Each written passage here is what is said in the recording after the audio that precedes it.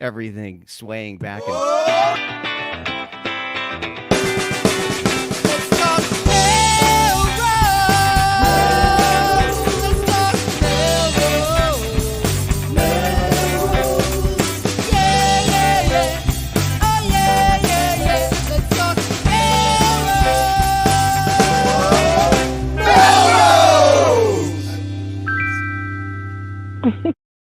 Good evening, Melrosians the world over. I'm Tom Catalini. I'm Sam Hammer. And I'm Tom Shampoo. And this is Let's Talk Melrose. Melrose, a show where Melrosians talk about Melrose, but we wanted to open for a minute talking about Ukraine, right, Tom? Yes. Well, yeah, I think it's one of those moments, obviously, where we can't open up, I think, with humor, the way that the world is sort of paying attention to what's happening in the Ukraine. Obviously, there's a war, and a war in Europe means that it's the first time in 70 or 80 years now that we've seen that refugees are now pouring west into Poland. Those numbers are climbing every day by the tens of thousands, if not more. So clearly it's a difficult situation for many. And I think we here at LTMM lend our support and our hearts and our thoughts with everybody who's struggling with the challenges of being in a wartime in Europe. It's even weird to say that, but that's what we are. It really is. Yeah. It really is. It really is. And trying to follow it, trying to read up. I'm not well versed in geopolitics or history and all that, but you're watching what we see on TV. What I'm reading about, our friend Mike Miner from MMTV is tweeting out, some very credible and in-depth things and trying to get up to speed. But just what you can witness now, I guess, as a result of social media and the interconnectedness, it's really shocking to see, and particularly when I see interviews of people down in a train station or an underground bunker. It was just I was just watching on the news.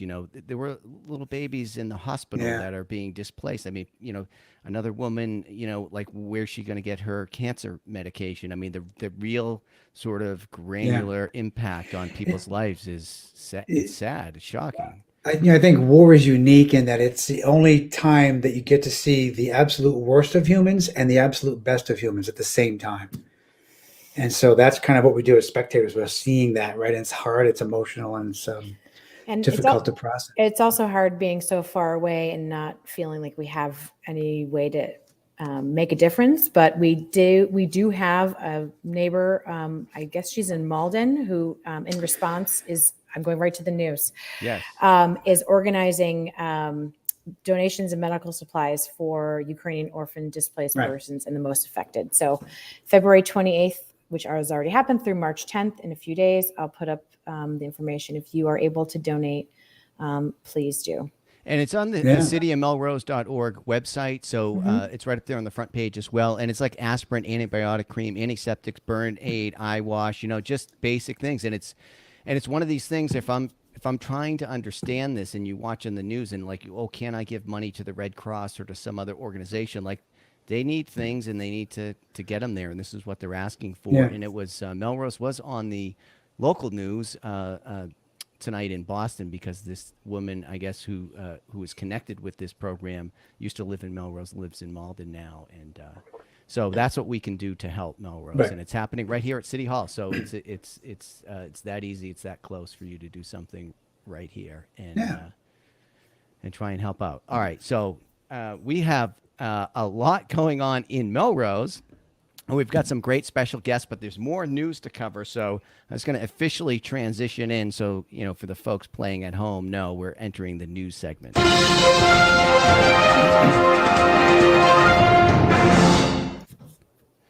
Amazing. So, Mayor Paul Broder. That's what people know. People like the structure. They like the format. I'm just going by what the fan mail says. So we have to be responsive to the audience. Mayor Broder gave his State of the City address. We talked about that here last week. He sort of foreshadowed what he was going to talk about at the inauguration earlier this year. He talked about designating 2022 to be the year of community health and wellness. And there were several announcements made in his address, including restructuring the health department to be the Health and Human Services Department is now established. And there's a reorganization to expand the reach of the health department to better serve Melrose residents by coordinating existing public health resources and expanding our staffing to respond to the increasing need for access to mental health and social services. And I think part of the plan includes hiring the first full-time social worker in Melrose, among the other part-time positions that Paul talked about. So that was a big part of the announcement. And I'll tell you, if you saw the address, it was an interesting look back because Paul started really just weeks before the pandemic, and he kind of recalled that whole experience from the mayor's perspective and how different folks in the city, rose up. And then, of course, over that time span, we saw just other crazy things in the world. My God, the world really is crazy. But of course, among all of that news was the murder of George Floyd and our own local response by Jackson Cerise, who organized a standout on Lynn Fells. And so it was really interesting to kind of recap the magnitude and the experience of what's happened, as well as some of those announcements. So sorry for mixing those together, but it was just really quite a speech, I guess, as they say. A lot of ground to cover. And it was Paul's first, right? I mean, even though it's been That's over right. 2 years, it was his first state of the city. Yeah, I love those things. They usually are. We talked about this last week, where they're set forth a vision and and make some announcements. One with Jackson Cerise was amazing. He's a neighbor 2 doors down. So Lauren Gremick is back. She is the city's first director of economic. I missed her. She's the director of economic recovery and business development. She'll be supporting local small businesses and nonprofits, the arts and culture sector, creative economy, improving communications between the city and businesses, and finding creative ways the city can support existing businesses, attract new ones, including the pop-up businesses. So. It's great that position is there, and she just really seems like the perfect person to do that. So it's great to have her back in action. We're gonna have to have her back on the show. Yes, let's see. Yeah, track some progress. And also maybe her new partner, hopefully in crime, is Stephanie Nelson, who was the new director of the Melrose Chamber of Commerce, which is so exciting. All the ladies. So she's one of the dynamic duo of Melrose kind. She gets things done. With kindness. And Kindness Day. Twice on the show, I think, if not 3 times. But she's been on the show a couple of times. Yeah. Big fan. Yeah. So Jen Manning vacated Jen Manning took Lauren's old job, which is she now left. And Stephanie's going to be in there. So that means all the things, but also running the Victorian Fair, Summer Stroll, Home for the Holidays, and all of that. So it's big shoes to fill, but a lot of exciting stuff. And I think this stuff is hopefully coming back in earnest. Boston's dropping the indoor mask mandate at the end of this week. Yep. I don't think Melrose schools have made any final decisions yet, but I think the writing's on the wall for a lot of things. Last week it was 3 weeks after, I believe it was 3 weeks after the February break. So that's the plan. It's March 15th is the plan for schools to drop the mask mandate, I believe. All right. And Sam, are you going to post this community needs assessment survey? I think the mayor was looking for some feedback in his talk. Yeah. He gave us a nice summary. He did set forth a bit of a vision, make some exciting announcements, and then wants to hear from the community. So we are here to oblige. You'll be clicking on that, Tom, right? Oh, yeah, you bet. He's doing it right now, I like taking surveys. What better time? I'm following Sam's thing. I engage by looking over here. So it's pretty. I haven't taken it yet because I want to be very mindful, because there is another at the end other column that I want to fill in voraciously. But it's pretty quick otherwise, and it does prioritize the things you want the city to focus on. So. I was jumping ahead to the ARPA memo. I was reading the ARPA memo. So. Oh, well, then you can talk about it. Go ahead. Oh, no, thanks. So I guess some city councilors filed an order for the mayor's office to present what the plan is for ARPA funds, the some odd $8 million coming from the federal government. And so that was presented last night at the Appropriations Committee meeting. It's interesting. I don't. Do you have any? I have a few comments on it, but do you have anything, Tom, you wanted to say while I post it? Which Tom? Yeah, which Tom? I was just Tom. going to say, if only we had somebody who could help us understand all this. Yeah. Somebody to. Well, she's coming up soon, but I do want to point out that yeah. there was an interesting list of positions that they want to have. They want not fill necessarily, but that they're looking to add into the city. So I'm all for more people, as you know. We should say ARPA funds. The city of Melrose has it's two clumps of money that total like $8.3 million. That's I'll just give people a reminder of that in case they forgot. So, and we had the mayor on previously when this was in the early days of this funding coming down, and there wasn't really a time to put together a plan yet. But it is up to the executive office, so it's kind of nice, I think, for the city council to ask for a presentation, because I still think it should be sort of out in the public. I'd really like to hear kind of what's going on, so I'm glad to see that. That's And as always, I would love to see these survey results. So we take lots of surveys around here, and I would love to see what people are thinking. At least the survey takers. We need to have a survey. Do you want to see the survey results? Yes or no? Do you like to take surveys? Yes or no? Yes. Well, this is Catalina's favorite topic, voting. There will be no central voting. yes, That was vote also early, decided. vote often. So I thought this was a slam dunk. We were going to centralize all the voting, but in a shocking turn of events last night, 6 of the 11 city councilors, it was last night, voted against a motion to make permanent the consolidation of polling places to the middle school. I'm not really sure why. So we're going to have a city councilor on, so maybe she can shed some light on that.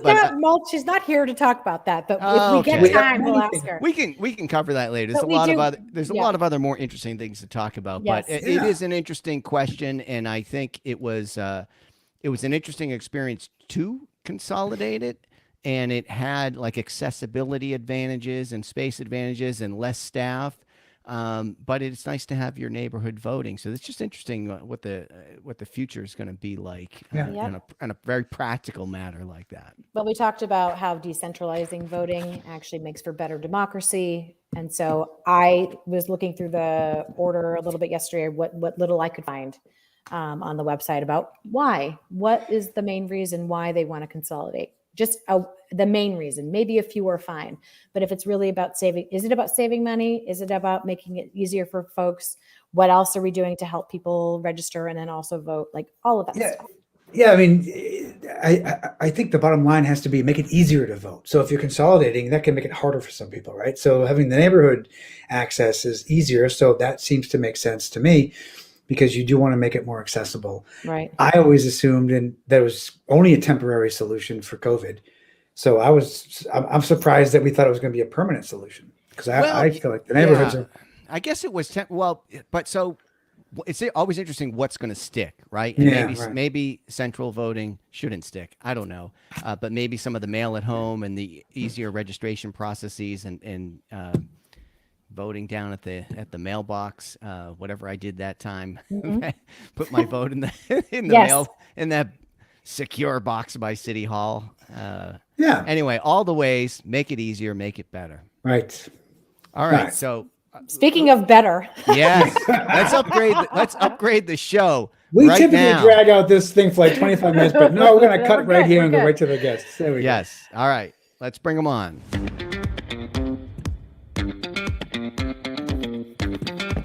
Look at this. We've doubled.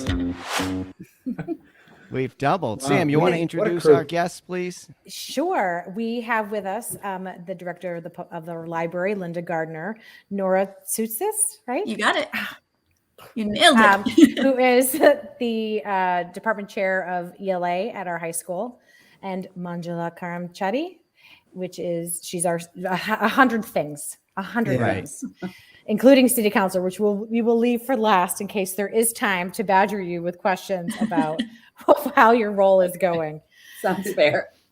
This is how many things Manjula has going on. Sam had to ask her, which hat do you want to wear tonight out of your 50 or 80 hats? So But they are all here to talk with us about Melrose Reads this year. Yeah. And so first, I know I got my book. I do my homework. I can't help. I always have to show it off. Oh my So gosh. just for the viewers at home, look where I got mine at our Melrose Public Library. Nice. Easier than Amazon. And they had, Linda, what did you have? Over 100 copies, right? We had 85 copies. Yeah, 80. Yeah. Amazing. Wow. Yeah. Physical book copies. And then we have an audiobook and we have the online ebooks. Oh, very cool. So you Very made cool. it very easy for Melrosians to get a copy of this book, get access to this. So how did this even start? We talked about it a little bit at the beginning, but where did this idea come from?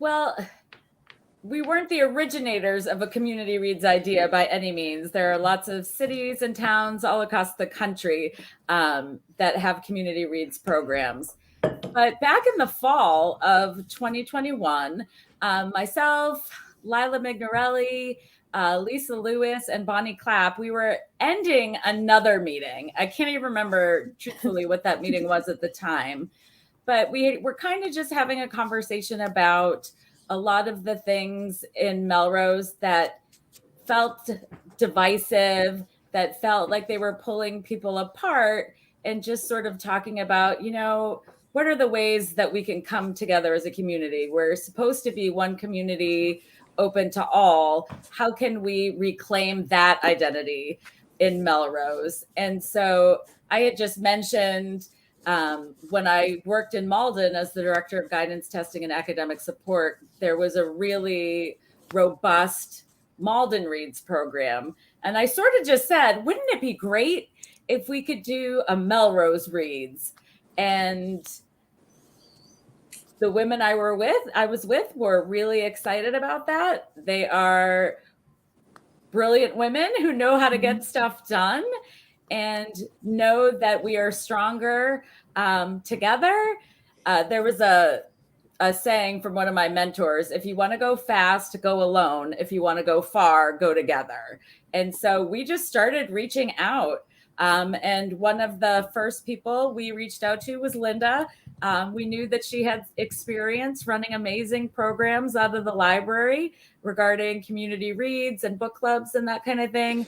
We reached out to Margaret Adams, the assistant superintendent for the Melrose Public Schools, who quickly brought Nora in. Mm-hmm. And it's an idea we were excited about that has turned into like a full-fledged community-wide program that we're really excited about. So that's great. kind of how it started. That's cool. It's very grassroots and Absolutely. forward with intention. So Nora, I guess I have a question for you. Sure. So I am assuming, since you're in the high school and you're the department head for ELA, like how are you integrating this into the students' work and what they're doing? Yep.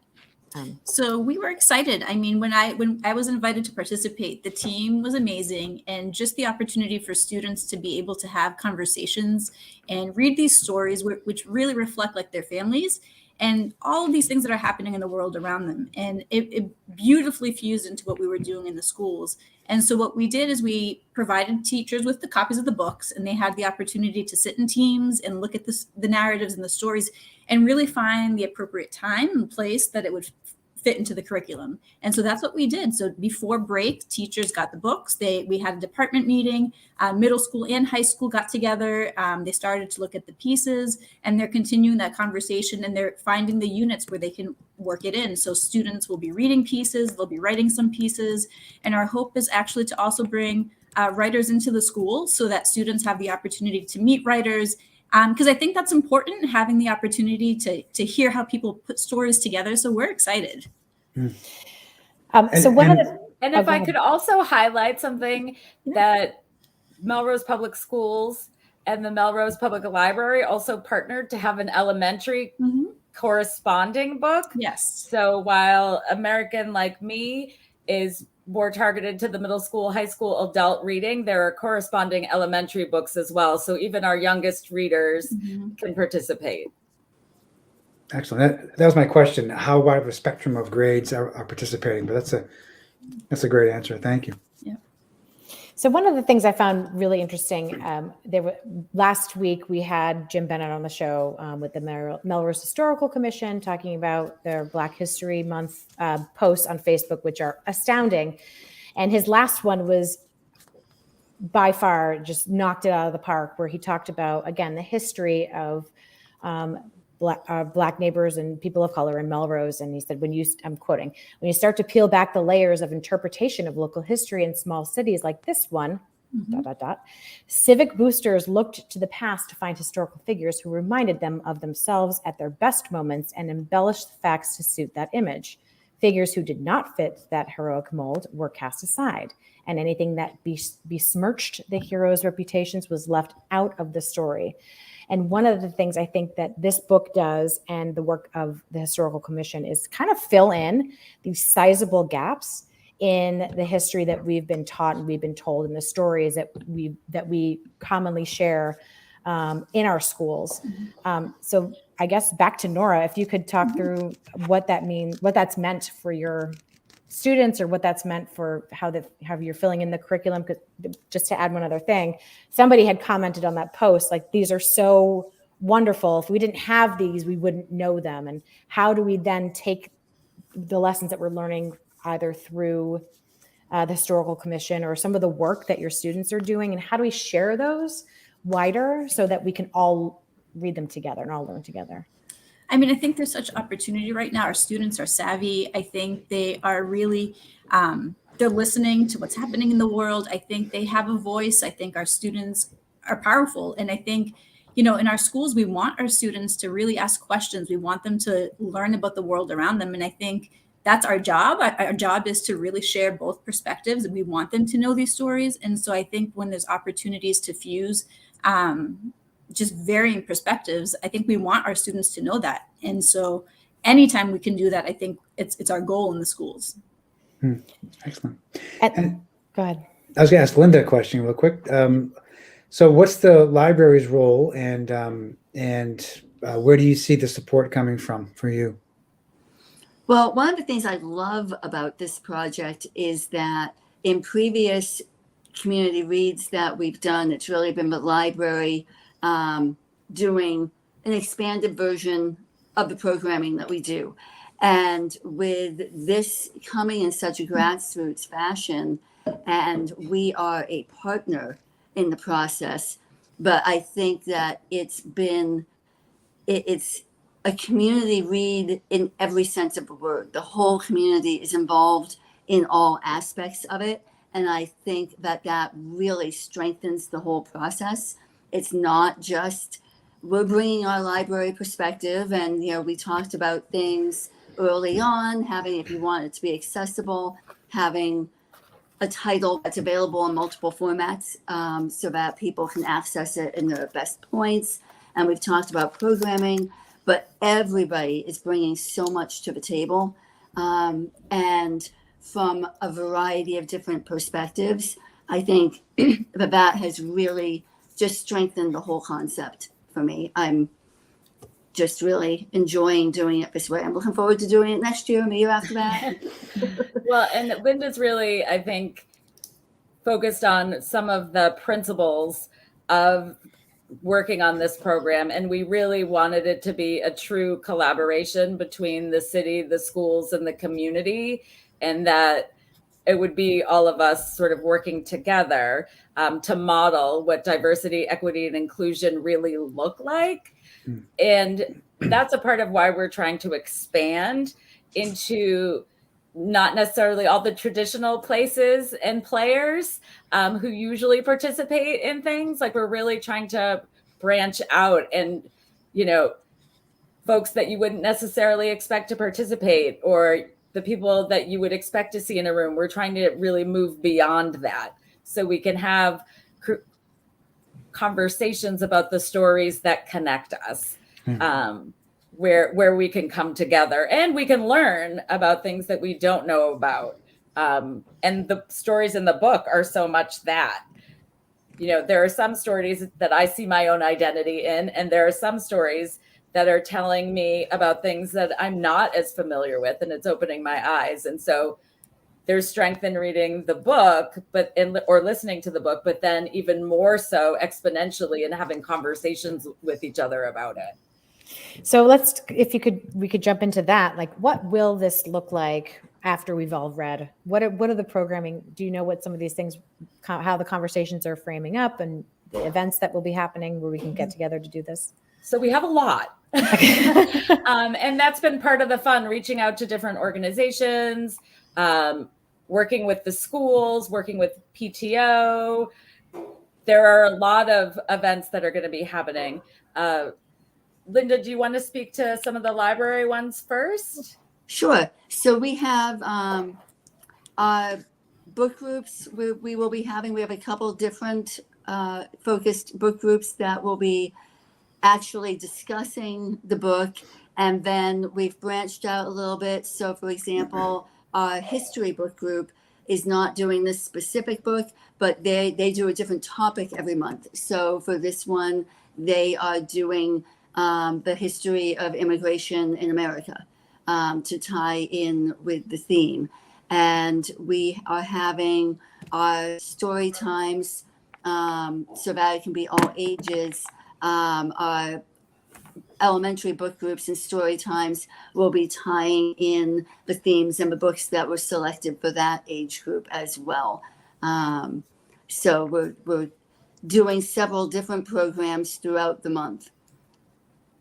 That's great. And And then- where? Oh, go ahead.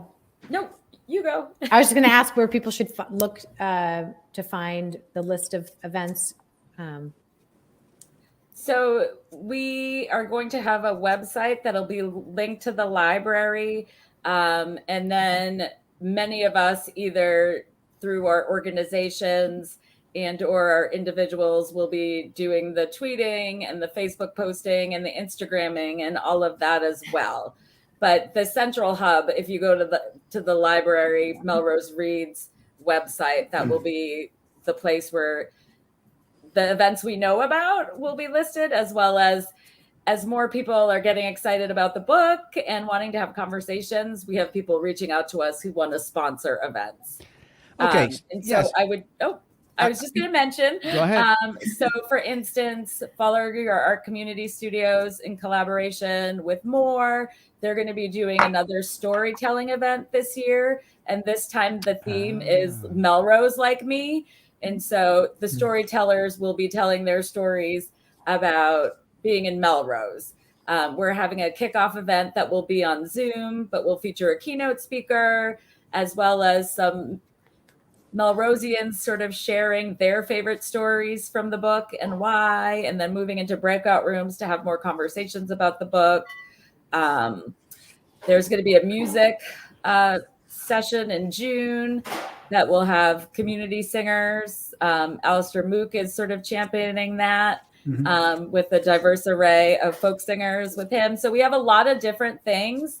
Melrose Together is doing an event, which I believe is called One Small Step. So there's just so many different things. And Yeah. I think more will be added. And, also, one of the great things about the organic nature of the way this is happening is you don't necessarily have to, we want people to come to our events, but there's a lot of neighborhood book groups in Melrose. There are a lot of various groups who could I know of a couple who are actually just doing that on their own. And so we would love to hear, if some of those groups wanted to post on social media, let us know what they thought of it. But it doesn't, there's no right or wrong way of participating. A lot of We those just want local people to groups engage. are about drinking wine, though, I have found. That's okay. If you want to drink wine and talk about the book, that's fine too. All right, I'll put the library website up and we'll check often. And we're so excited. This is really cool because, again, to your point, like any group can just come up with Absolutely. an event and tie it into the initiative. I love it. Right. So I just want to point out, Tom, before Tom Catalini has a bullhorn. So whatever that means to you, It means nothing. That could work its way into some programming. He has a bullhorn. I'm sure he'll Yes, There we that go. is a true. That is a true fact. Hello, fellow book club people. It is now time to discuss question 1 about the book. I'm pretty sure That's how I run my book club. He's I'm pretty sure auditioning right now. at the library there is a no bullhorn policy. You know what? Hey, how about in the new building, Linda? We're going to do like a bullhorn room where we should do a loud room. Let's We go, should have, yeah. everybody's shushing in the library. Let's do a loud room. That's where I want to go. I think we call that the children's room. You know what? That's usually where I fit in best. You're right. Oh my gosh. So Matt Dugan just posted that he needed a picture book. And I want to say one of the chapters that I really loved was by Joy Cho, where it's actually broken out pretty creatively. And I don't know. This is one of my favorite ones to read. Obviously it's very creative and really, really pulls you in. Yeah, So and we there you really go. believe we picked this book specifically, and it was our whole steering committee that really talked through a lot of different options. Dr. Adams introduced us to this book, but we felt, all of us collectively, that this was the one to start this launch of Melrose Reads, because there really is something for everybody, whether your family came over on the Mayflower or you just came to Melrose like 2 weeks ago. There's something for everybody to connect with. And we think that's really important. So, Yeah. And I guess that's the point I wanted to make. We're at the beginning of this process, right? So we're on the cutting edge. Like our viewers know this anyway. But when you're talking about programming that it goes out to June and a lot of grassroots things, sometimes when you hear about these things, you feel like, oh, it would have been nice if I knew about that. But it's definitely not too late. The library's got Absolutely not. 85 copies, right? And so folks will be reading and returning it, and we'll be sharing with the audiobooks and all of that. I'm sure you can buy it online and all of that. So I just, would encourage folks, it's not too late. Get out there, get involved, read it, figure out, some of these events will surface. Maybe we'll feature more on here. Maybe we'll have a discussion group. I think you should absolutely invite some of your most loyal guests on and talk about the book. Maybe Beacon Hill or Buckaloo will sponsor us with some booze to cover. Well, they might. That's actually another piece that we didn't discuss. We've partnered with the Melrose Chamber of Commerce, and we're hoping that there will be some of those kinds of opportunities as well. We are in the infancy stage. So Linda gave us some great advice at the beginning, which was, we can start small. It's okay. But Melrose is full of very enthusiastic people. So we get very excited about a lot of different things. So Very true. Very true. Well, this is amazing. Is there anything you want to mention that we didn't get to ask you tonight? Well, the only thing I would say is that even if reading isn't your thing, the listening is a great opportunity. And you don't have to, if you don't have time, don't read. You don't have to read the whole book. Read one story. Like, meet yourself where you're at to participate. There are no right or wrong ways to do it. Right. And the fact that it's youth and adults doing this all together, I just want to stress that again. It's like, it's for everyone. And tell your story. I think this is the other piece of it. I think there's so many beautiful family stories. And I think one thing, like with the pandemic that we've learned, I think it really is an opportunity just to hear about your grandparents, your families, telling our children just things about our life. And I think capturing those moments, like I think you pointed, Sam, to the photograph, like taking a family photograph and sharing that backstory that is often so beautiful, and just having that for, to share. And Sam and Tom know this already. I worked in genealogy for a little while. And one of the things I always appreciated was that sort of in the 19th century, at the end of the 19th century, into the 20th century is when you saw families coming together in ways that didn't happen before. So now you're moving to a different country, and now you're meeting someone who's not from your country initially, and now you're marrying into different kinds of families. And so the family story has changed only in the last 100 years, when it didn't change for like 1,000 years, right? So it's pretty amazing to think that we now have all these amazing stories that we can connect and share with each other. So this is kind of great to be able to have that. Totally. And we read these stories, and then we can tell our stories and share our stories with each other. Yeah, and so I guess if that's not clear, I don't know how much we gave an overview of the book, but it is a collection of stories. So it's a very approachable read, and you can sort of pick and choose. You know, there's like a 5-page story or something. It's not like a spy novel or, you know, a Fabio. textbook.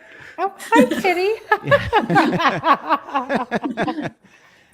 So it's very approachable from that. And actually, the first thing I did, I cheated a little bit, as I read America Ferrara's introduction to the book, then her section of the book, then her kind of conclusion of the book, which gives you sort of a good feel for where things are going. And like Sam pointed out, different authors approached it in different way, and they're all people of note too. Yes. You know, so they're famous for acting, singing, sports, whatever. So it's very approachable. I think a good first selection for this program. Well, thank you. Yeah, I'm excited. This is going to be great. So I'm trying to find out where we are. We are opening for President Biden on the State of the Union. All So right. I just want to be mindful that we need to get off stage so that he can come on He's waiting after for us. us. Well, they're waiting. You say that. My husband was like, nobody's going to watch the president because they're all going to be watching Westwood Melrose. No. There you go. We're in contact with Washington. They won't start until we go off the air. Okay, So, perfect. but out of respect for them, we probably should get ready to wrap and dance it off. I wonder if Biden's going to dance it off at the end of the night. We'll have to see. Maybe not. Maybe not this week. Hopefully. Yeah. Well, thank you so much for coming. This is our biggest show ever, online anyway. Yeah. And we'd love to have you. And you should definitely come back when we have some of the events are coming up. If you want to come and talk to us about what they are, and we'll get it going. Well, thank you so much Thank for you so- having us. thank As you can you. see, we are very excited about Melrose Reads. So appreciate us being able to get the word out. All right. Read up, Thank Melrose, and Thank we'll you. see you around town.